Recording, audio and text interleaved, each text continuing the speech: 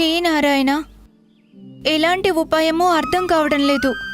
అత్తమ్మ, మనం మన ఊరిని ఎలా రక్షించుకోగలుగుతాం? వాడి కారణంగా ఎవరి ప్రాణాలైనా పోతే పాప ఫలం లభిస్తుంది వాడికి. నువ్వు నిజం చెప్పావే యశోద, కానీ మన దగ్గర వేరే ఉపాయం కూడా ఏమీ లేదు.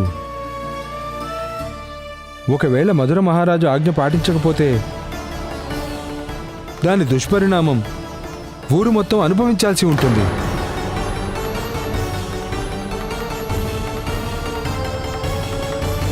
కృష్ణ, మాకు తెలుసు నువ్వు బలవంతుడివని. నిజంగానే నువ్వు చాలా శక్తివంతుడివని. అయినా కూడా మేము నిన్న విషజలంలోకి వెళ్ళనివ్వము కృష్ణ. నీకేవైనా అయితే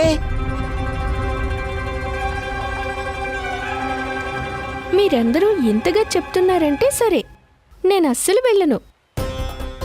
బంతి ఎక్కడ పడింది, ఎంత దూరాన ఉంది అదన్నా చూడనివ్వండి. అప్పుడు దాన్ని బయటకు తీసేందుకు ఏదన్నా ఉపాయం ఆలోచించొచ్చు.